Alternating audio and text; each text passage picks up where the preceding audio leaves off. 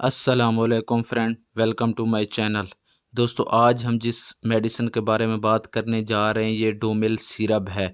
डोमिल syrup 5 milligram पर 5 ml में available होता है। ये एक एंटी इमेटिक सिरप है, यानी पेशेंट के अंदर ये उल्टी को कंट्रोल करने के लिए, वोमिटिंग को कंट्रोल करने के लिए इसको इस्तेमाल किया जाता है। इसके अंदर जो इंग्रेडिएंट मौजूद होता है उसे डोमपेरिडोन कहते हैं। डोमपेरिडोन बेसिकली एक एंटी इमेटिक इंग्रेडिएंट है। अगर हम बात कर लें इसके मैकेनिज़्म ऑफ एक्शन की, तो ये बेसिकली मैदे के अंदर जो पेरिस्टाल्टिक मूवमेंट होती है, जिसकी वजह से जो खाना होता है वो नीचे की तरफ मूव करता है, तो पेरिस्टाल्टिक मूवमेंट उलट हो जाती है, जिसकी वजह से मैदे में पड़ा हुआ जितना भी खाना होता है वो वापस आना शुरू हो जाता है।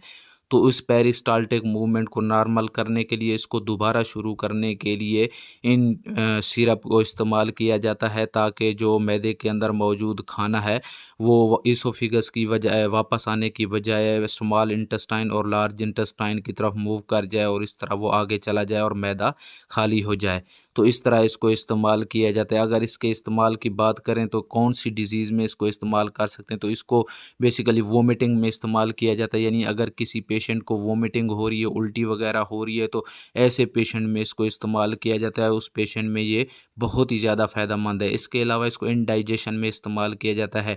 अगर किसी पेशेंट का हाजमा बहुत ज़्यादा ख़राब हो गया है, उसे जो भी वो खुराक खाता है तो उसकी वजह से स्टमक के अंदर जलन होती है, उसे इसोफिगस में जलन होती है, खाना वापस आना शुरू हो जाता है, तो ऐसे पेशेंट में इसको इस्तेमाल किया जाता है। इसके अलावा इसको नौजिया में इस्तेमाल किया जाता है। यानी किसी पेशेंट को अगर उल्टी वगैरह फ़ील हो रही है तो ऐसे पेशेंट में भी इसको इस्तेमाल किया जाता है, ताकि नौजिया को ख़त्म किया जा सके।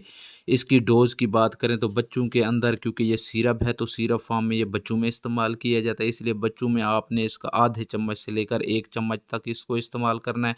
अगर अडल्ट में आप इसको इस्तेमाल करें, ऐसे अडल्ट जो टैबलेट इस्तेमाल नहीं कर सकते, तो उनमें ये बेसिकली 2 चम्मच से लेकर 3 चम्मच एक टाइम ले सकते हैं, और इनको दिन के अंदर 3 डिवाइडेड डोजेज़ में इस्तेमाल कर सकते हैं, यानी दिन में 3 मरतबा इस तरह ये डोज़ आप ले सकते हैं। इसके साइड इफ़ेक्ट की बात करें तो इसके इस्तेमाल करने की वजह से पेशेंट को ड्राउज़ीनेस हो सकती है, यानी गनूदगी हो सकती है। उसका जो मुँह है वो खुश्क हो सकता है, ड्राई माउथ हो सकता है। इसके अलावा इसके इस्तेमाल करने की वजह से पेशेंट को एंग्ज़ायटी हो सकती है और नर्वसनेस हो सकती है।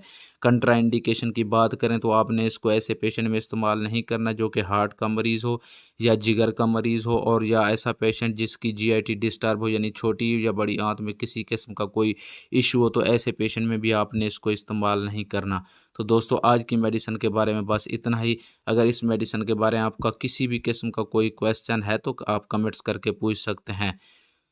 अपना, रिश्तेदारों का और गिरदोनवा के लोगों का सबका ख्याल रखें। अल्लाह हाफिज़।